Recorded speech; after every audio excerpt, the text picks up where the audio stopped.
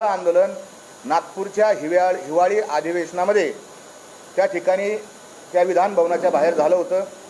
आम्हाला पोलिसांनी उचलून वगैरे नेलं होतं आणि तेव्हापासून आजपर्यंत ही आंदोलनाची भूमिका आहे। मधल्या काळामध्ये राणे समितीचं रिपोर्ट आला आणि त्याच्यानुसार जे आरक्षण मराठा समाजाला दिलं आणि ते आरक्षण काही लोकांनी पुढे जाऊन कोर्टामध्ये त्याला आव्हान दिलं आणि ते स्टेट झालं।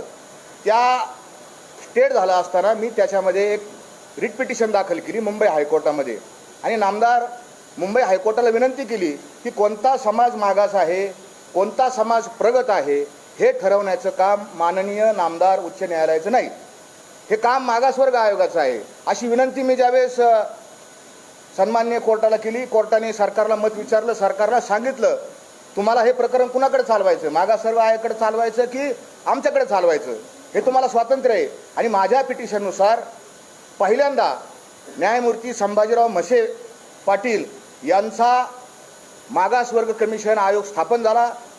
म्हसे साहेबांचं मध्ये निर्धान झालं आणि त्याच्यानंतर जो आत्ता खूप बहुचर्चित गायकवाड कमिशनचा रिपोर्ट आहे तो रिपोर्ट आला। गायकवाड कमिशनचा रिपोर्ट आणण्यामध्ये माझी महत्त्वाची भूमिका या पिटिशन आणि या सगळ्या माध्यमातून होती। मधल्या काळामध्ये मी काही राजकीय पक्षामध्ये काम करत होतो, परंतु मी वारकरी असल्यामुळं आमचे निवडणुकीचे ते राजकीय पक्षाचे आणि आमचे वारकरी विचार हे जुळत नाहीत, म्हणून मी सगळं राजकीय काम बंद करून फक्त शेती प्रश्नावर त्या ठिकाणी काम करत होतो, रस्त्यावर उतरलेलो होतो आणि याही पुढे आहे। आता मधल्या काळामध्ये मागच्या 4-5 महिन्यापूर्वी पोलिसांनी अंतरावली सराटीमध्ये उपोषणासाठी बसलेल्या मनोज जरांगे आणि त्यांच्या सगळ्या सहकाऱ्यांवर, मायमावल्यांवर त्या ठिकाणी लाठीचार्ज केला। हा लाठीचार्ज सगळ्या महाराष्ट्राने नव्हे, देशाने नाही, जगात पाहायला गेला आणि त्याच्यावर खूप टीका झाली, मन हेलावून गेलं आणि मराठा समाज या एका घटनेमुळं अतिशय पेटला गेला आणि साहजिकच सगळेजण त्या आंदोलनामध्ये सक्रिय झाले, वेगवेगळ्या प्रकारे सक्रिय झाले।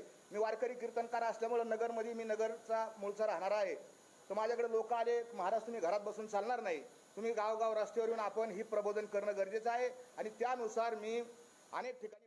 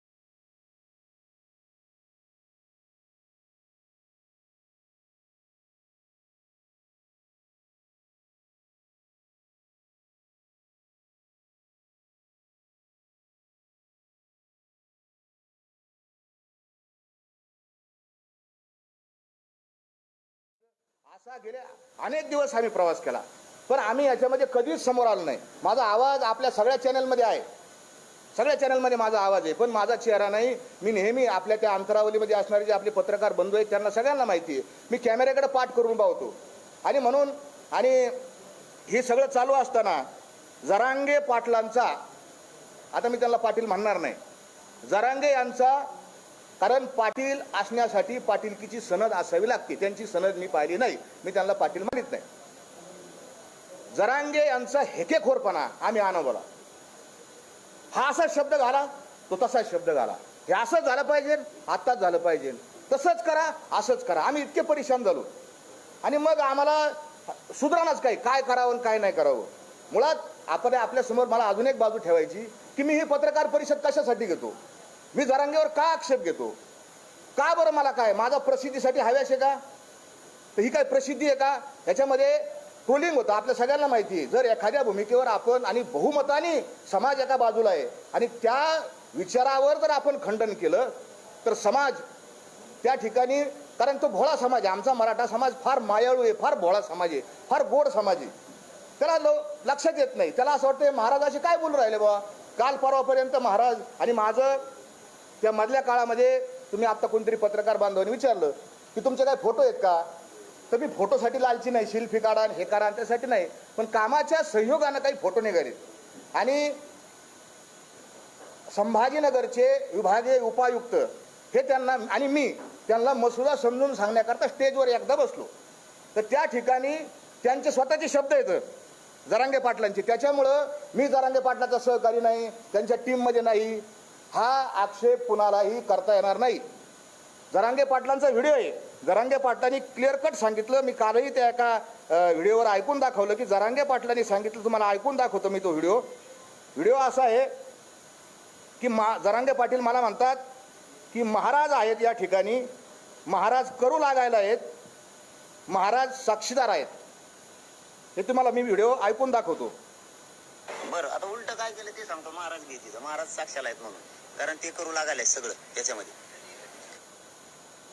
परत आहे आता उलट काय केलं ते सांगतो. महाराज भीतीचं, महाराज साक्षाला आहेत म्हणून, कारण ते करू लागायला सगळं त्याच्यामध्ये. हे तुम्हाला व्हिडिओ मी पाठवून देतो आणि फोटो येतो मला परत येतो.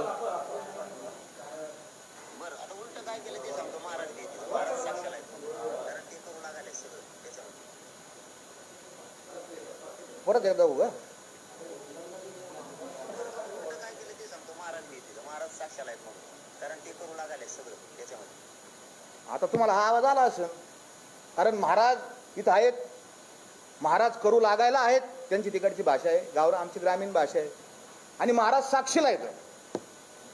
मी जरांगेच्या प्रत्येक कृतीला साक्षीदार आहे. हे जरांगे, मनोज जरांगे यांचा आपण आता स्टेटमेंट, त्यांचा व्हिडिओ चॅनेलवर उपलब्ध आहे. म्हणजे कुणी असं म्हणणार नाही की हा माणूस कोणतरी आला आणि इथं आला आणि बसला. मग समाजामध्ये दुसरा प्रश्न असा तयार होतो, आक्षेप माझ्यावर असा येतो की हा माणूस प्रसिद्धीसाठी करतो का, तर बिलकुल नाही. आम्हाला कायम हार आमच्या गळ्यामध्ये येतं. आम्हाला तुकोबारायांनी भरपूर दिलेलं आहे, भरपूर, आईवडिलांनी तुकोबारायांनी आम्हाला भरपूर दिलं. प्रसिद्धीचा हव्यास नाही, पैशाचा हव्यास नाही. माझ्या परिसरामध्ये बऱ्याच लोकांनी माझ्यावर टीका केली की हे पाकिटं घेऊन, सरकारचं पाकिट घेऊन इथं आले असतील, तर बिलकुल नाही. माझ्या परिसरात विचारा, मी कीर्तनाचे पैसे घेत नाही, उलट देतो. अजून माझ्यावर काही वेगवेगळ्या प्रकारचे आक्षेप त्या ठिकाणी त्यांनी नोंदवले, त्याचं पुढे मी निराकरण करीन.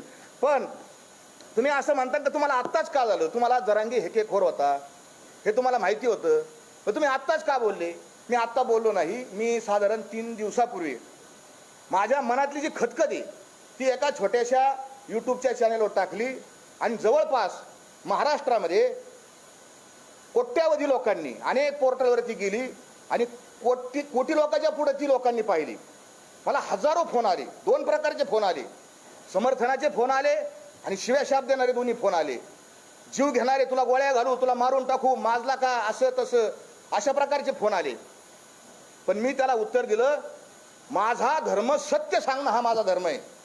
तुका म्हणे बरा सत्याचा सायास, नवनीता नास नाही पुन्हा. तुमच्या बाजूला बहुमत जरी असलं, किती लोक तुमच्या बाजूला असले आणि मी जरी एकटा असेल तरी मी सत्य सांगणार. गॅलिलिओ 500 वर्षापूर्वी एकटाच म्हणत होता पृथ्वी गोल आहे, आणि सगळं जग आणि सगळे धर्मग्रंथ म्हणत होते पृथ्वी कशी आहे, सपाट आहे. कोण खरं ठरलं, काळ याचं उत्तर देईन. बारस्कर महाराज बरोबर आहे की जरांगे बरोबर आहे. आणि सगळ्यात जास्त जसं एखाद्याचे 100 अपराध भरतात, आमच्या भगवान श्रीकृष्णाने सांगितले शिशुपालाचे 100 अपराध भरल्यावर त्याला मारलं, तसं या जरांगेचे 100 अपराध भरलेत. आणि 100वा अपराध कोणचा आहे, तर ह्या जरांगीने माझ्या जगद्गुरु तुकोबारायाचा अपमान केला आणि तो मी कधीच सहन करू शकत नाही. मी कशासाठी गेलो तिथे स्टेजवर गेलो, त्या जरांगेंना म्हणलो, सगळे लोक म्हणत होते पाटील पाणी प्या, पाणी प्या, पाणी प्या, जरांगे पाटील पाणी प्या, अशा पद्धतीने घोषणा झाली होती. एक लहान लेकरू गेलं, हातात बाटली दिली, जरांगेंनी त्यांचं ऐकलं नाही. आणि शेवटी मी म्हणलं बाबा मी देहूवरून आलो, मी काय सरकार नाही, मी नेहमी या सरकारच्या विरोधात भूमिका मांडत आलेलो आहे, मी देहून आलो, आपण एक गलासभर पाणी प्या. तर जरांगे तुम्ही हे एक चॅनलनी ते सगळं व्यवस्थित दाखवलं एका याच्यात, ते नेमके दोघं कोण, जरांगेला समजून सांगणार ते दोघे कोण. आणि मी जरांगेंना सांगितलं पाणी प्या. जरांगे विचार करतायत याच्या हातून पाणी पिऊ का नको. का विचार करतायत? कारण जरांगेंच्या लक्षात आलं मी जर याच्या हातून पाणी पिलं कॅमेऱ्यासमोर तर हा मोठा होईल, हा कोणतरी मोठा होईल. आणि हा अहंगंड, हा श्रेष्ठत्वतेचा भाव, खोट्या श्रेष्ठतेचा भाव त्याच्या मनात आला. आणि जरांगेनी मला काय म्हणले, मला काय, मी लय लहान माणूस आहे, माझा किती आम्हाला हाकलून द्या, मला माझ्या आम्हाला मान अपमान गोवे अवघे गुंडोनी ठेवावे. तुकोबर आहे ना, आम्हाला मान आणि अपमानाची काय नाही, मी तर फार शुल्लक माणूस आहे. पण हा मी याला सांगितलं अहो मी देऊन आलो, तू का म्हणे माझं धाडीले निरोपा, तू पाणी प्या, तुम्ही पाणी प्या. मला म्हणलं ते मला लोक सांगू संतन फिरतन, मला सारं कळतं. ज्या वेळेस तो संतन फिरतन तुकाराम महाराजांचा एकेरीवर उच्चार केला, मी म्हणलं जरांगे तुझे 100 अपराध भरले, मी आता मला झोपच नाही लागली. तुम्हाला अजून मी पुढं काही आता एकदम नाही पुढं काही गौप्यस्फोट करणार आहे जरांगेची, आजच्या याच्यात नाही करणार. आणि मग मी पहिला व्हिडिओ बनवला, दुसरा व्हिडिओ बनवला, मराठ्यांना कसं बर्बाद या जरांगेने केलंय. ते दोन्ही व्हिडिओ एका माध्यमाने, ते आपल्या एका चॅनलच्या माध्यमातूनच ते सत्य उघडकीला आलं. एका पत्रकार बांधवांनी ज्या मराठ्यांची घरं जरांग्यांनी बर्बाद केली, उघड्यावर आणली, उद्ध्वस्त केली, त्यांचे मुलाखती एका चॅनलने घेतलेल्या. आता फक्त असं भानगड असं आहे की समाज फार लवकर विसरतो. तुकोबारांनी त्याच्यामुळे सांगितलं विसरली तया थोर झाली, आणि खूप नुकसान झालं हा जरांगे. आणि म्हणून माझा वाद सुरू झाला. दुसरा माझा आक्षेप आहे की या जरांगे काय आक्षेप आहे माझा काय भाऊबंद नाही, माझं काय नुकसान केलेलं नाही, जरी काही नाही. आक्षेप का की याला शेजारी खुसमस करे लोक लागतील, हांजे करणारे लोक लागतील. जरांगे मला इकडं पूर्व दिशा, ती इकडंच पूर्व दिशा, असे लोक लागतील. आणि आमच्या कीर्तनकारांनी याच्यात कळस केला.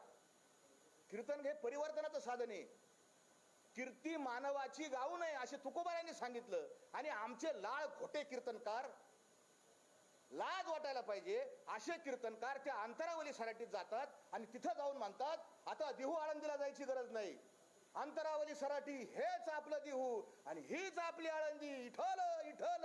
अरे ही पद्धत आहे. एका महाराजांनी अभंग घेतला कीर्तनासाठी, ह्याची दान दे गा देवा तुझा विसर न व्हावा. या जरांगेच्या आंदोलनासाठी त्या कीर्तनकारांनी, नालायक कीर्तनकारांनी तुकोबाराचा अभंगच बदलून टाकला. ह्याची दान दे गा देवा आणि मराठ्याला आरक्षण मिळावा. अरे आरक्षण मिळवण्यासाठी आम्ही जेलमध्ये गेलोय, आंदोलन केलेत, याचिका केल्यात, पैसे घातलेत. 2006 पासून आम्ही भांडत होत, पण आम्ही कधीच असं नाही म्हणलं की तुकोबारायांच्या अभंगात आम्ही कधी बदल केलेला नाही. तुकोबारायांचा अभंग जसं बायबलमध्ये बदल करता येत नाही, कुराण साहेब मध्ये बदल करता येत नाही, गीतेत बदल करता येत नाही, तसा ह्या महाराजांना गीतेमध्ये बदल करण्याचा, गाथेमध्ये बदल करण्याचा काय अधिकार? हा आक्षेप असे एक एक एक एक एक खूप तुमच्या जगाचे अहंकार किती आहे. का बोलतो मी तुम्हाला, माझी तळमळ, माझी कळत असेल तुम्हाला पोटातली तळमळ. याची एवढी एवढी पोरगी एका चॅनलवर मुलाखत गेली, काय म्हणली आहे, माझे पप्पा एवढे मोठे आहेत की ते देवाला झुकू शकतात. देव माझ्या पप्पाच्या पाया पडन, आमचा देव पांडुरंग आहे, पांडुरंग तुझ्या बापाच्या पाया पडन. एवढा जरांगे मोठा झाला. आणि लोक तुम्ही ऐकून कसं घेता लोक? अरे मराठ्यांना आरक्षण मिळावा याच्यासाठी आपण काय लागन ते करू, सरकारला अंगावर घेऊ, काही करू, पण देवाचा काय संबंध, तुकोबाराच्या अभंगाचा काय संबंध? हे का कसं काय? मला अनेकांचे फोन आले, ती बारकी पोरगी आहे. अरे बारकी पोरगी आहे, मग ज्यावेळेस लग्नाच्या सोयरिकी होतात का घर बघायला जाते? आईबाप कशी येतं, जसे आईबापाचे संस्कार तसे त्या लेकराचे संस्कार असतील. एवढं एवढं लेकरू त्याची इतकी अहंकाराची भाषा असन तर बापाची किती अहंकाराची भाषा आहे. हा मनुष्य मराठा समाजाचं नुकसान करणारा आहे, मराठा समाजाचं वाटोळं करणारा हा मनुष्य. मला हा अनुभव आला. एखादी गाडी चाललेली आहे आणि गाडीचा ड्रायव्हर पेलेला आहे, प्रवासी बसलेले आहेत आणि ते मला कळालं तर माझं काम काय, पहिलं उतरून घ्यायचं आणि लोकांना सांगायचं हे बाबा खाली उतरा, गाडी ड्रायव्हर पेलेला आहे, खाली उतरा, तर गाडी खड्ड्यात जाईन, दरीत जाईन, मरताना तुम्ही. हे माझं सांगणं काम आहे, म्हणून इथं बसलोय. गाडीचा ड्रायव्हर पेलेला आहे, गाडी खड्ड्यात जाणार आहे, माझं सांगायचं काम आहे, मी सत्य सांगणार. मला खूप धमक्या आल्या, गोळ्या घाला, मारा, सगळ्या रेकॉर्ड येतात. तू मार, बॉम्ब लाव, जाळ, पण मी खरं बोलल्यापासून हटणार नाही. माझे जे आक्षेप येतं आता माझ्यावर अजून एक आक्षेप, हा छगन भुजबळचा माणूस आहे, छगन भुजबळचा माणूस, हा सरकारचा माणूस आहे, हा मोठा आक्षेप आता सध्या त्यांनी हा फुटला. मी ना छगन भुजबळचा माणूस आहे ना या सरकारचा माणूस आहे. मी इतक्या टोकाची टीका भाजपवर केलेली या आंदोलनात की समाज माध्यमावर उपलब्ध आहे, माझ्या मोबाईलमध्ये सुद्धा उपलब्ध येतं. फडणवीस यांना मी काय म्हणलो, भुजबळांना मी काय म्हणलो, भयानक टीका मी केलेली आहे. मला सगळे लोक म्हणायचे हो महाराज आरक्षण मी त्यांनी टीका नका करू इतकी. या पद्धतीने मी टीका केलेली आहे. ज्या वेळेस भुजबळ आंबडच्या सभेमध्ये, आमच्या नगर शहराजवळ शिंडी नावाचं गाव आहे, तिथली एक महिला सरपंच आहे आणि त्या महिला सरपंच बाईने जरांगे यांच्याविषयी एका फेसबुक या व्हॉट्सअपच्या ग्रुपवर अतिशय घाणेरड्या शब्दात टीका केली. त्यावेळेस त्या महिलेवर आम्ही गुन्हा दाखल करायला गेलो आणि भुजबळ साहेब ज्यावेळेस बोलले त्या आंबडच्या सभेत, तर भुजबळ साहेबांचा निषेध आम्ही त्या गावात सभा घेऊन व्यक्त केलेला आहे आणि तो व्हिडिओ माझ्याकडे उभा आहे. मला आपण भुजबळांच्या आणि जसं जरांगे चुकले मी जरांगेच्या विरोधात बोललो, भुजबळ चुकले भुजबळांच्या विरोधात बोललो आणि उद्याही भुजबळ जर चुकले तरी मी भुजबळांच्या विरोधात बोलणार आहे. भुजबळ आमचे मित्र नाहीत. काहीतरी कारण काढून मला त्या भुजबळांचं काही घेणं नाही. त्यांच्या तोंडावर मी कसं काय हात ठेवू. विधानसभेत ते बोलले ते भंडारा डोंगराचे अजय महाराज बारसकर आहेत आणि त्यांनी हे जरांगे हेकेखोर आहेत असं त्यांना बोलून नाही दिलं. त्यांनी माझं नाव घेतलं, 3दा नाव घेतलं. मी म्हणलो की त्यांना माझं नाव घ्या, माझा काही संबंध. कोणी लाख कोटी लोकांनी व्हिडिओ पाहिला, कोणी काही बोलू शकतं. हा त्यांचा, मी भुजबळाचा माझा काही संबंध नाही. आता मुद्द्याचा विषय सांगतो, आरक्षणाच्या बाबतीतला विषय सांगतो. हे झाले त्याचे सगळे आणि त्याचं हे सगळं कायम हेच आहे की हा माणूस कसा कसा हे करतो. परंतु आरक्षणाच्या संबंधानं मी त्याला पहिलं सांगतो की आपलं काय ठरलं होतं 15 जानेवारीला. त्या अजून एक त्याचं वैशिष्ट्य सांगतो. तो सरकारला निवेदनच देत नाही. त्याचं एक निवेदन दाखवा मला की बा आपण काही जरी असलं नाही, तुम्हाला रजा जरी काढायची असेल पत्रकाराला तरी तुम्ही रजेचा अर्ज देता, प्रतीक संपादक साहेब अशी रजा काढायची. हा तुम्ही जरांगेंचं एक पण निवेदन नाही, सिंगल वन निवेदन नाही सरकारकडं. पण जरांगेंचं निवेदन कॅमेऱ्यासमोर त्यांनी माझ्याकडे लिहून दिलंय. तो नाकारूच शकत नाही. माझ्याकडे त्याच्या ज्या 4 मागण्या आहेत ना त्याच्या अक्षरात लिहिलेल्या आहेत. त्यांनी काय 4 मागण्या केल्या आणि तो कसा पलटतो. आज पलटी, उद्या पलटी, परवा पलटी, तेरवा पलटी, रोज पलटतो जरांगे आणि खोटं बोलतो. जरांगेवर काय विश्वास ठेवला समाजाने की जरांगे पारदर्शक आहे. कोणतीही मिटिंग कॅमेऱ्यासमोर करतो. मंत्री येऊन द्या घोडा लावतो, त्याला घोडा लाव, याला घोडा लाव, याला बोल, त्याला आमदाराला बोल, शिव्या घाल. समाजाने प्रेम केलं. कारण कसं आहे, मराठा समाजाला खरं बोललेलं आवडतं आणि तोंडावर बोललेलं आवडतं. मराठा समाजाने स्वीकारलं, मी स्वीकारलं. पण जरांगेने 23 डिसेंबरच्या रोजी पहिली गुप्त मिटिंग कन्हैया हॉटेलमध्ये घेतली आणि त्या मिटिंगचा मी साक्षीदार आहे. त्या बंद खोलीमध्ये आपल्या चॅनलच्या माध्यमाची अशी काच होती, काचेच्या बाहेर कॅमेरे लावले होते. जरांगे आमच्याशी बोलत होते, माझी कॅमेऱ्याकडे पाठ आहे. मी तुम्हाला पहिल्यांदा सांगितलं की मी त्या मिटिंगचा प्रतिनिधी आहे, आतला साक्षीदार आहे. जरांगे आत एक बोलले आणि कॅमेऱ्यासमोर बाहेर जाऊन दुसराच बोलले. मला माहिती आहे काय बोलले, मी योग्य वेळी ते जाहीर करेन. दुसरी गुप्त मिटिंग आणि त्या दिवशी काय ठरलं होतं, 23 डिसेंबरची हे होतं आणि 25 तारखेला मुंबईला निघायचं होतं. सगळ्यांच्या साक्षी निघायचं होतं. जरांगेंनी सभेत काय घोषणा केली, 20 जानेवारीला. कुणी कोणाला विचारून 20 तारीख दिली, काय संबंध 20 तारीख द्यायचा. मुंबईला मोर्चा निघाला आणि हे ड्राफ्ट आम्ही घेऊन गेलो. सरकारचे लोक होते. हा ड्राफ्ट असा वाचून दाखवलाय. बच्चू कडू आमदार त्यावेळेस होते आणि त्यांनी अक्षरशः शब्द ना शब्द हा कॅमेऱ्यासमोर ड्राफ्टचा वाचून दाखवला. तो माझ्या माहितीप्रमाणे 18 जानेवारीचा व्हिडिओ आहे, तुम्ही काढून बघा.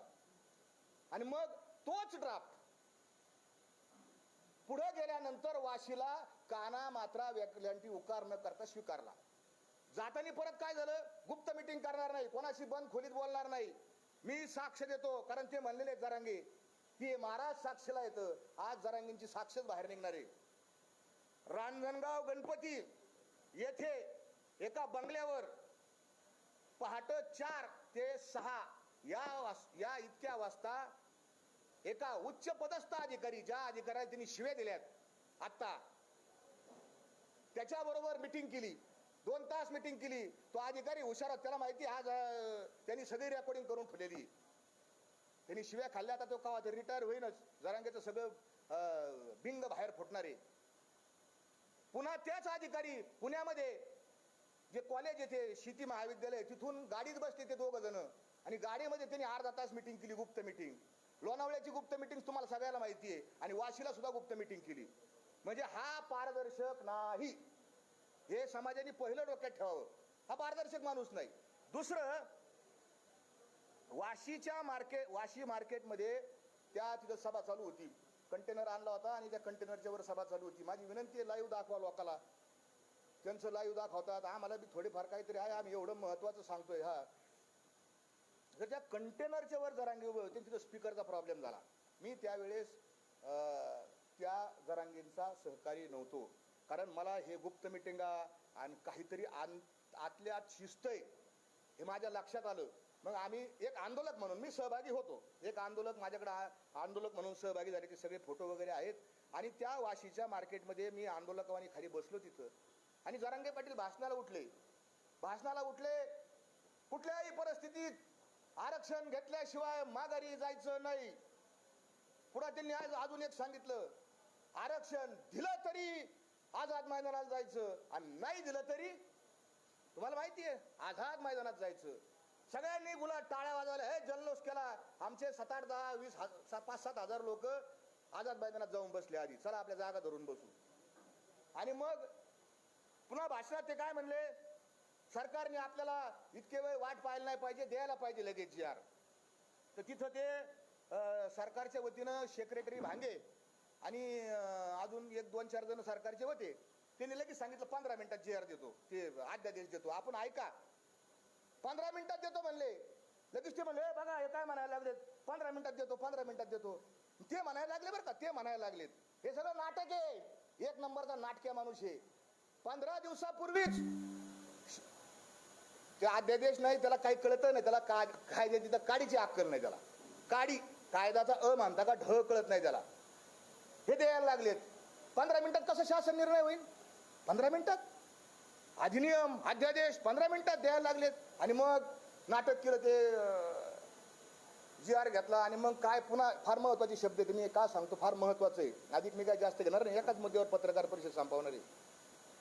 आणि मग त्यांनी तो सगळ्या सोयऱ्याचा जी आर हातात घेतला आणि काय म्हणलं, नीट ऐका, माझ्या सगळ्या मराठा बांधवांना आणि सगळ्या महाराष्ट्रातल्या सगळ्या लोकांना विनंती आहे की मराठा समाज तुमचा दुश्मन नाही. आम्ही जात जोडण्याचं काम करतो.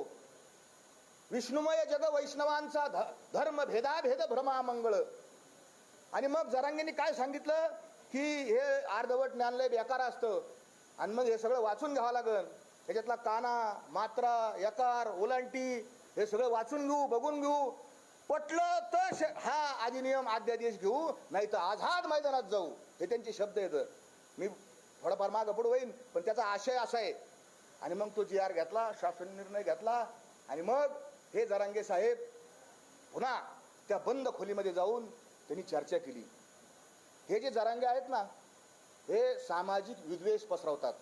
आमच्या समोर ते जे भांगे जे आहेत, सेक्रेटरी समाज कल्याण खात्याचे प्रधान सचिव, त्यांना म्हणतात हेवांदऱ्याचे हेवांदरी आहे. म्हणजे लोक खुश करायला बीडमधले लोकांचं त्यांना आनंद वाटायला आलाबाड माणूस आहे. आणि मग ह्या भांगेंच्या बरोबर जरांगेंनी बंद खोलीत कस काय चर्चा केली सगळ्यांनी पाहिलं तुम्ही.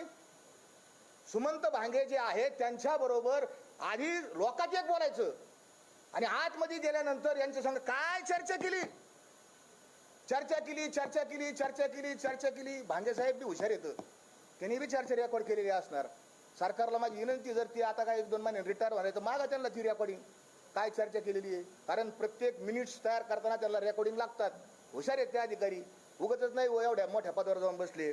आणि मग पहाटे 3 वाजता यांचं काय झालं. आणि पुन्हा काय म्हणले त्या भाषणामध्ये बघा, मी अभ्यासक बोलावणार, मी वकील बोलावणार, मी या सगळ्यांना बोलावणार आणि मी सगळं कण वाचू काढणार. मराठा समाजाची कुठल्याही प्रकारे फसवणूक होता कामा नये. माझा मायबाप समाज, हे सगळे बोलवण्याचे शब्द येतं. माझा मायबाप समाज आणि लेकरं बाळ. आणि मी बी मराठा समाजाचा आहे. मलाही बोलता येतं, मलाही ॲक्टिंग करता येते. अरे आम्ही कीर्तनकार म्हणजे तुम्ही म्हणले ना हसवायला हसू रडवायला रडव काही करतं. हा एक नंबरचा कलाकार आहे, याला ऑस्कर पुरस्कार द्यायला पाहिजे, इतका कलाकार आहे हो. हा या जरांगेनी तिथं काय सांगितलं, माझे वकील बोलावणार, वकील आणा. कोणचे वकील आले?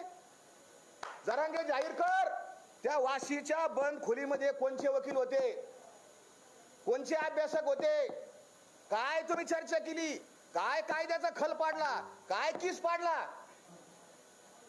करू शकत नाही, करू शकत नाही महाराज. आणि ते झाल्यानंतर 3 वाजता मंत्री केसरकर आणि ते दुसरे एक मंत्री कोणते तरी ते लोढा, त्यांच्या हाताने 3 वाजता त्याची मिटिंग का वाजतात बघा, 3 वाजता 2 वाजता. तवर आता कॅमेरावर बी काहीतरी झोपा बिपा असतात ना, तवर तरी बी थांबले होते काही काही लोक.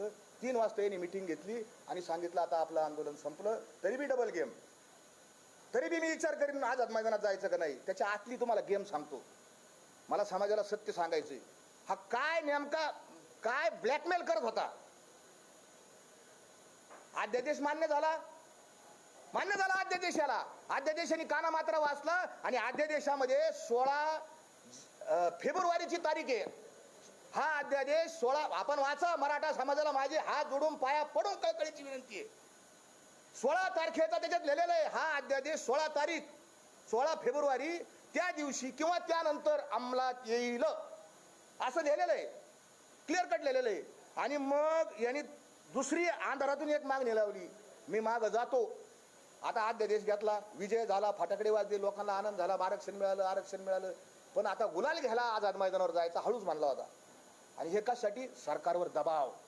काय याला साध्य करायचं होतं? याला एकच गोष्ट साध्य करायला होती की मुख्यमंत्री एकनाथ शिंदे यांनी इथं यावा आणि मला गलासभर पाणी पाजावा.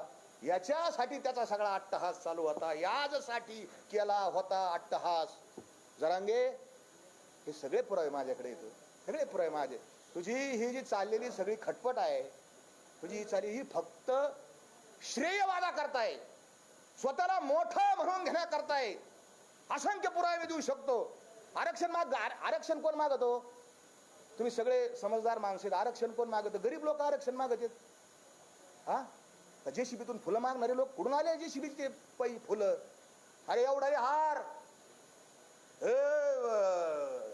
काय 50-50 मीटरचे हार कोण देतं पैसे? समाजाच्या. आम्हाला कळत नाही का? एक कार्यक्रम घ्यायचा तर सप्ताह करायचा, तर आमचे नाकी 9 येतात सप्ताह करायला. आमचा जरांगेवर हा आक्षेप आहे. तुम्ही तुमचं पारदर्शकपणाचा नियम मोडला. तुम्ही पारदर्शकपणा करणार होते.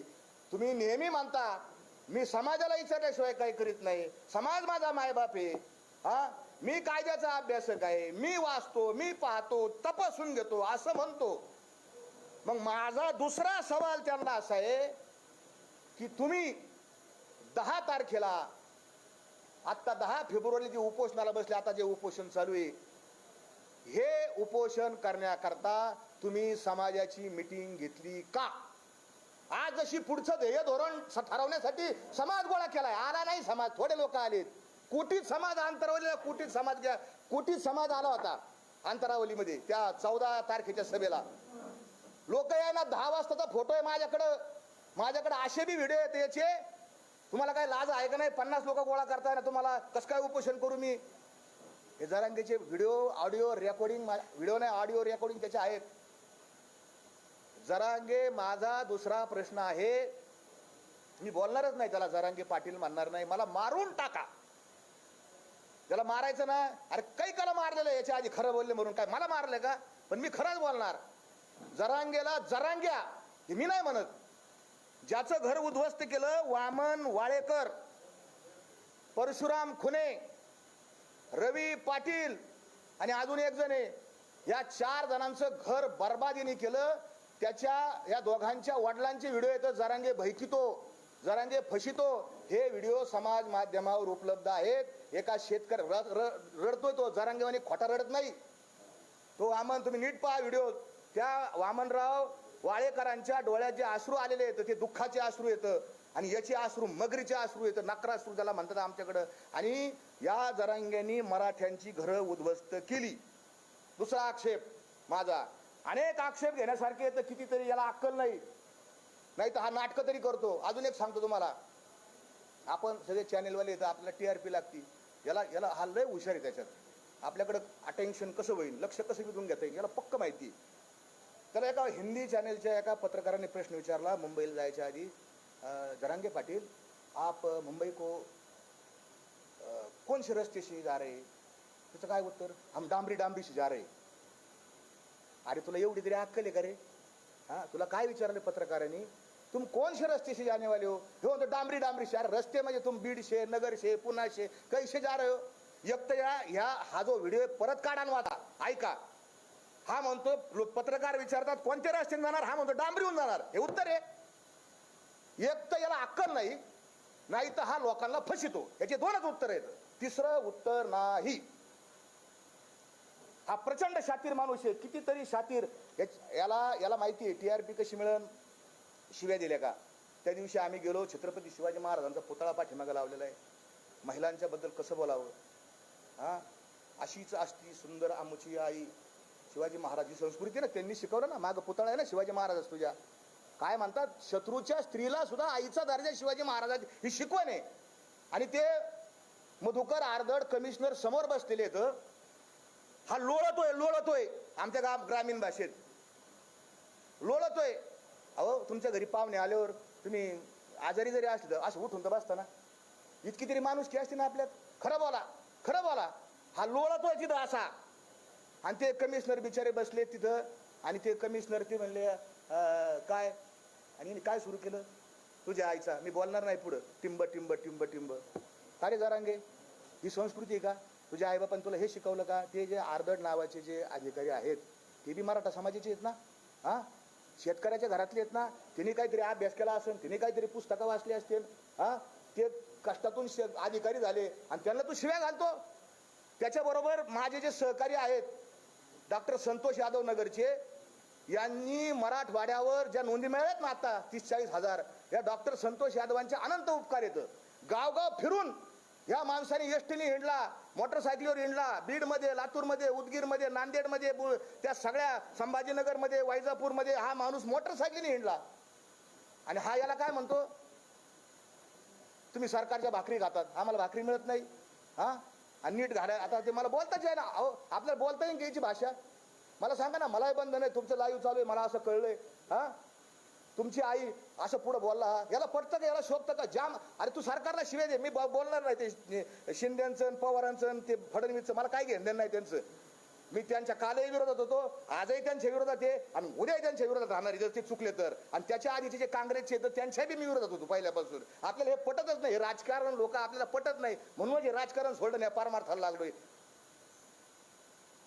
खूप बोललाय तो, म्हणजे हे कल्पना शक्तीच्या बाहेर आहे कोणताही माणूस.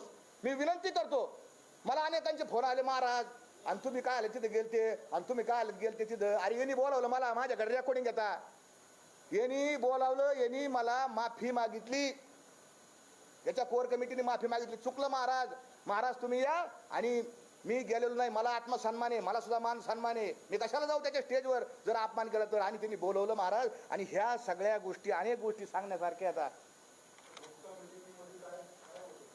हा हा, गुप्त मिटिंगमध्ये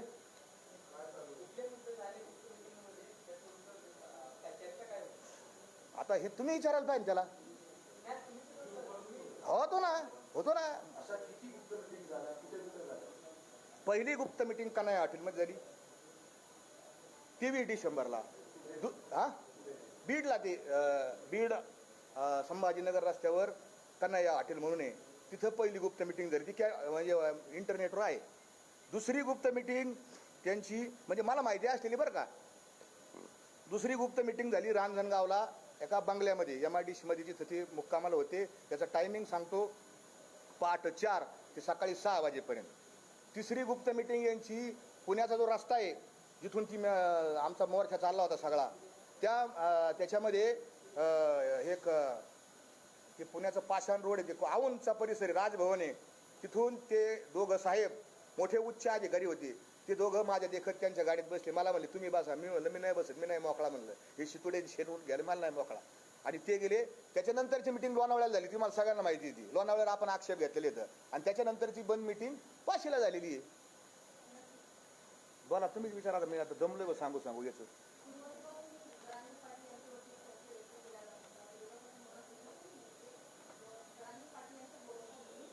हा आहे ना, हा बरं झालं ते सांगायचं राहिलं, तुम्ही आठवण केली. 10 तारखेला जरांगे हे उपोषणाला बसले. पहिला आक्षेप, आज जसं समाजाला बोलावलं मिटिंग घेऊ पुढची दिशा ठरवू, मग 10 तारखेला का नाही बोलावलं? 10 तारखेला जरांगे त्यांची जे काही लोक होते आणि तिथं योगायोगाने मी बी होतो तिथं, आणि जरांगे काय म्हणले, त्यांची चर्चा झाली बरं का, आता उपोषणाला बसायचं आणि सगळ्या ग्रामस्थांनी विरोध केला. आत्ता चालू आहे आपण 16 नंतर बसू ना, आत्ता चालू आहे आपण 16 नंतर बसू. जरांगेला एक फोन आला, आता तुमचं उत्तर देतो मी. जरांगेला एक फोन आला आणि ते फोन असा चालू असताना त्यांच्या एखाद्याने विचारलं, काय करतो पाटील? ते म्हणले काय ना, आता हे पत्रकार बसलेत, रोजचा सकाळचा ते तुमच्या मुंबईमधले एक राऊत आहे, त्यांचं जसं असं त्यांचा यांचा एक व्यवसाय झालेला आहे, सकाळी सकाळी पत्रकार परिषद धंदाच झालेला आहे. आणि ते मी पत्रकारांना बाईट देऊन येतो आणि मग आपण 4 वाजता मिटिंग घेऊ आणि मग उपोषणास ठरवू. हे त्यांचे शब्द आहेत बरं का, 10 तारखेचे. त्या पवित्र मंचकावरती जाऊन बसले. त्यांचा तो मंचक फार पवित्र आहे तो असा, तिथे येणारे सगळे असे हुजरे गुलाम असते तिथे असे सगळे त्या पवित्र मंचकावर गेले आणि प्रेस सुरू केली त्यांनी. आणि प्रेस सुरू केल्यानंतर काय म्हणलं, पहिलं वाक्य त्यांचं तुम्ही त्या दिवशी 10 तारखेच्या प्रेसमध्ये नीट ऐका, ऐका. ते वाक्य असं होतं, हे बघा आता मी उपोषणाला बसलोय, पुढचं बोला. हे त्यांचे पुढचं बोला. लोक म्हणले अहो मिटिंग घ्यायची होती आपल्याला, मग नाही आता मी बसलो म्हणले, आता पुढचं बोला. अरे तू कोणाला बसला विचारून? तुझे सगळे लोक म्हणतात पाणी प्या, तू विचारलंच कोणाला? मुदतच जर 16 तारखेपर्यंत, 16ला अधिकारी ना आपल्याला बसायचा. कोणाचा फोन आलता हा मला प्रश्न आहे, कोणाचा फोन आलता आणि त्यांनी ते जाहीर करावं. मला संशय आहे, मी कोणाच तरी फोन आलता, मला माहित नाही नेमका कोणाचा आलता.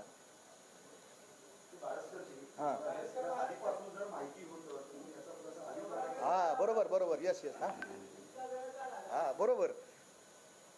त्याचं कारण असं होतं की मी जर काही बोललो, मी आता माझ्या जवळच्या सहकार्यांना बोलायचं रे, माणूस बरोबर नाही राव, लय कोणावर तोंड टाकतो, याची हेतू याचे उद्देश समजत नाही, याची बॉडी लँग्वेज सुद्धा डेंजर आहे म्हणले. मी मानसशास्त्राचा विद्यार्थी, ह्याचं जरा डेंजरच दिसते म्हणले, मला काय खरं वाटाना भोय.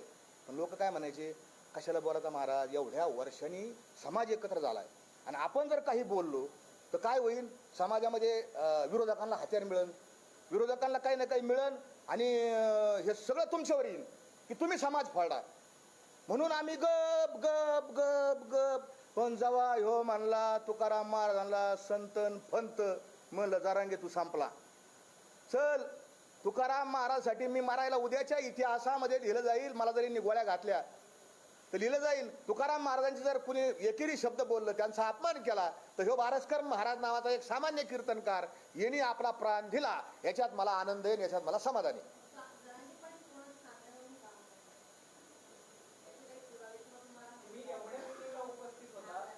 पाणी तरी प्यायला काय परत विचार.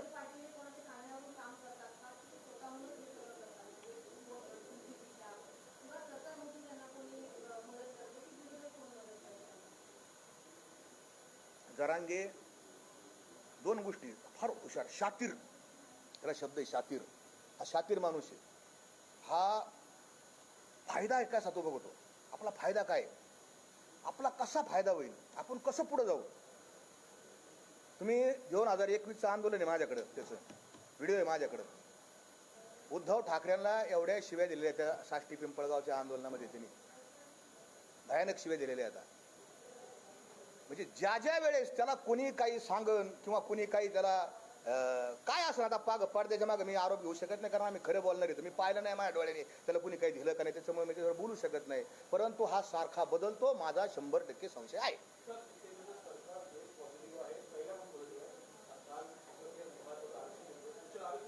हा हा हा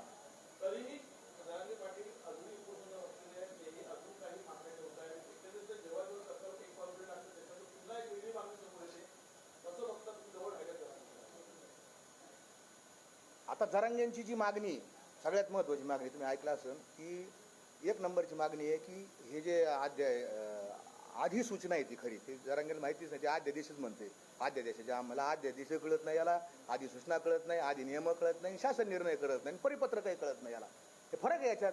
आद्यादेश काय असतो, अधिनियम काय असतो.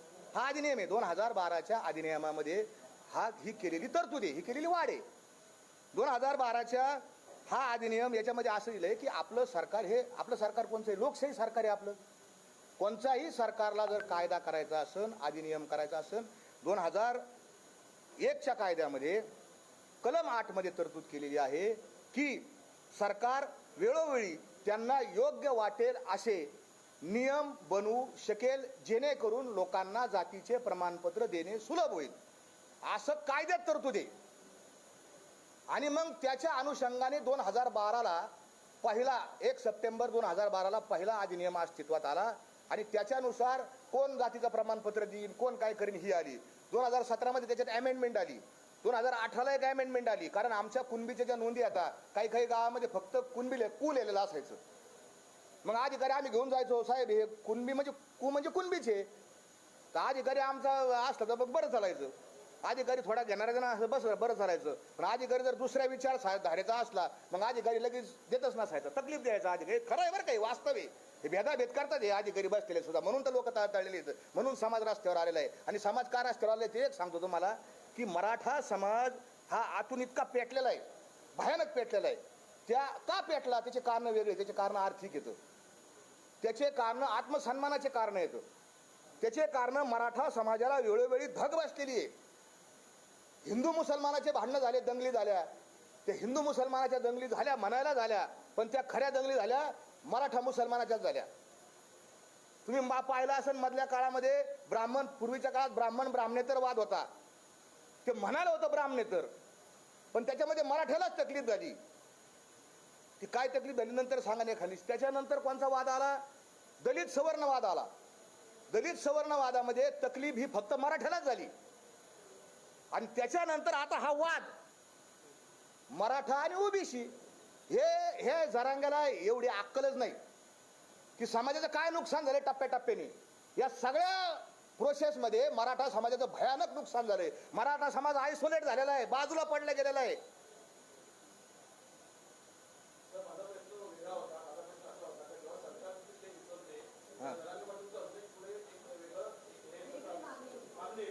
काय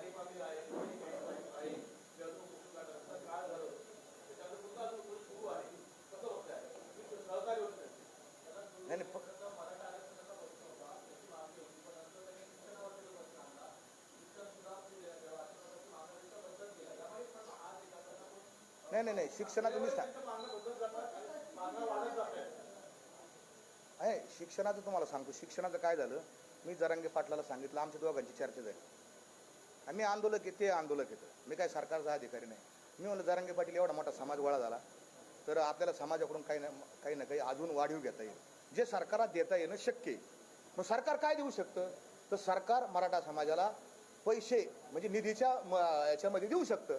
तर आपण एक मागणी करू म्हणलं की शिक्षणामध्ये आपल्याला काय मिळवता येईल का काही याच्यात, आणि त्यांचाही त्याच्यामध्ये रोल आहे. मी काय म्हणत नाही ते काय माझं श्रेय एकट्याचं, त्यांची ती भूमिका होती. आणि हे कोणाचा हात नाही, तर ते चर्चेतूनच शिक्षणाचं पुढं आलेलं. आता हे भेटत नाही आपल्याला, सरसकट भेटत नाही, म्हणून म्हणलं आता घ्या बाबा शिक्षण, तर शिक्षण, कारण पोरांचा प्रश्न शिक्षणाचा आहे, असं कोणाचा काय हात वगैरे काय नाही त्याच्यामध्ये शिक्षणाच्या बाबतीत. माझं काय राहिलं का अजून?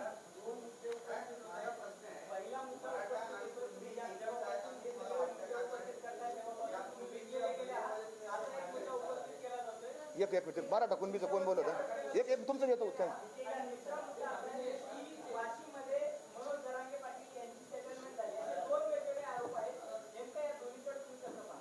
नाही थांब, ते मराठा कुणबीचं मला सांगू द्या आधी, मी सांगतो तुमचं.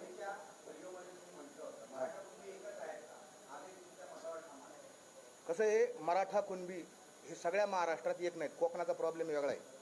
कोकणामध्ये जे लोक आहेत त्याच्यामध्ये दळवे असतील, सुर्वे असतील, सावंत असतील, ही तुम्हाला प्रातिनिधिक नावं सांगितली हे. आणि कोकणामध्ये जे कुणबी येतं, तिलोरे कुणबी, हे संपूर्ण हे दोन्ही समाज वेगळे येतं. हे जे मी आता तुम्हाला 3-4 प्रातिनिधिक आडनावं सांगितले, यांच्या 500 वर्ष जरी मागे गेलं तर यांच्या नोंदी मराठीत सापडतात. किती पाठीमागं जा, त्यांचे ताम्रपत्र येतं, पत्र आहे त्यांच्याकडं, सनदा येतात त्यांच्याकडे, मराठीत सापडतं. आणि तिथले जे कुणबी येतं ते वेगळे येतं. त्यांच्या आणि यांचे रोटी बिटी व्यवहार होतं. रोटी व्यवहार सगळीकडे होतात आता. कारण आपण कोणत्या हॉटेलमध्ये जेवायला गेलं तर किचन कोणत्या जातीचा विचार, किचनमध्ये कुक कोणत्या जातीचा विचारित नाही. रोटी व्यवहार सगळीकडे चालू झालेला आहे. पण बीटी व्यवहार हा कोकणातल्या तिलोरे कुणबी आणि कोकणातले मराठे जे आहेत त्यांचा होत नाही. कोकणातल्या मराठ्यांनी मोठ्या मनाने जरांगे पाटलांना पाठिंबा दिला. खऱ्या अर्थाने त्यांचं मी कौतुक करेन की हे विसंगत असताना आणि तिथल्या कुणबींनी, तिलोरे जे कुणबी येतं तिथल्या कुणबींनी सरसकट मराठा आणि कुणबी एकच आहे याला विरोध केला. गावगाव ते कुणबी समाजाची मुलं मोटरसायकल रॅली घेऊन त्यांनी विरोधात प्रचार केला ओबीसीच्या बाजूनी आणि मराठा समाज शांत राहिला. त्याच्यामुळं कोकण जर वगळला तर इतर सगळा महाराज म्हणजे पुणे इकडचा घाटावरचा सगळा भाग याच्यात आमच्या सगळ्यांच्या ज्यांच्या नोंदी मराठा आहेत आणि ज्यांच्या नोंदी कुणबी आहेत त्यांच्या एकमेकात सोयरिकी होतात. ते कळत नाही का आम्ही सोयरी करायला दाखले घेऊन जात नाही. ते इकडचे एक येतं तिकडचे वेगळे येतं. आणि अजून एक सांगतो की त्या कोकणातल्या आता मी काय नवीन आहे मॅडम, तुम्ही हसता माझ्याकडे. माझी पहिलीच वेळ पत्रकार परिषद घ्यायची, नंतर मी घेईन चांगली खाऊन पत्रकार परिषद. ते कोकणातल्या मराठा लोकांची मागणी होती. काय होती की आम्हाला स्वतंत्र मराठा आरक्षण मिळावं. खरोखर होती काय, ते नारायण राणेंची मागणी नव्हती, खरोखर मागणी त्यांची. मी स्वतः अनेक लोकांशी बोललो, फिरलेलो तिथं. तर मग त्यांची मागणी होती आमचं दैवत, महान दैवत, ते दैवत काय म्हणलं बघ, त्यांची मागणी असेल तर मराठा त्यांना घेऊ द्या. मग काल मराठा आरक्षण त्यांना मिळालं. ते किती टिकन काय टिकन हे मला माहित नाही उद्या काय, कारण त्याच्या विरोधात ते चष्म्यावाला साहेब जाणार आहे कोर्टात. तो मोठ्या बोलत होतो, तो आमचा विरोधक आहे. बाटल्या फोडल्या तर त्याचे चष्मे लावले ते जातं तिकडं. तर त्या मराठ्यांना आरक्षण मिळालं. मग आनंद उत्सव करावा का नाही? त्यांना कुणबी घ्यायचं नाही. कोकणातल्या मराठ्यांना त्यांना मराठा आरक्षण मिळालं, बरोबर. मग आनंद करायला पाहिजे का? याच्या मांडवात सुताक पडलं होतं की माझ्याकडं तलाठी सुद्धा नाही आला काही पत्र घेऊन. मला याची आतली माहिती मागणी, मला याचे माझ्याकडे रेकॉर्डिंगच येतं. मला कोण घाबरतो? याचे कारण आहेत ना, मी ते सांगाल पुढच्या वेळेस. यांनी आनंद हो, सरकार आणि प्रशासन, माझं असं मत आहे, मी चांगल्या शब्दात सांगतो, हे वारांगण आहेत आहे का नाही. ते फक्त पैशाचे असतात, ते कोणाचेच नाही. सरकार हे कोणाचंच नसतं. आपल्याला वाटतं बा आपला आमदारसाठी घातिले दुकान. मी तुकोबरायांच्याच भाषेत उत्तर देतो. भूत भविष्य कळो यावे वर्तमान. तुकोबरायांच्या भाषेत उत्तर देतो बागेश्वर महाराजांना की भूत भविष्य कळो यावे वर्तमान, हे तो भाग्यहीन त्यांची जुडी, जगरुढी साठी मांडिले दुकान, जातो नारायण अंतरोणी. तुकोबरायांनी सांगितलं भूत भविष्य वर्तमान हे आम्ही पाहत नाही, आम्हाला मान्य नाही. त्याच्यामुळे तो विषय संपलेला आहे. तुकोबराय नाही म्हणतात म्हणल्यावर आम्ही कशाचं समर्थन करतो? मग अशी सांगितलं मी ते जर घेत असेल तुकोबरायच्या विरोधात भूमिका घेतच नाही, आम्ही कोणाच्या विरोधात. तुम्ही म्हणले अमेरिकेचे राष्ट्रपती संगणात, पण कुठल्याही प्रकारची जाळपोळ करू नका, कुठल्याही प्रकारची दगडफेक करू नका, रस्ता रोको करू नका. माझ्या अंगावर 5-6 गुन्हे आहेत या सगळ्याचे, आणि गुन्हे सरकार दिलं आणि गुन्हे मागे जाते असं होत नाही. न्यायालय ही स्वतंत्र यंत्रणा आपल्या देशात आहे, त्याला विचारल्याशिवाय गुन्हे मागे घेता येत नाही. म्हणून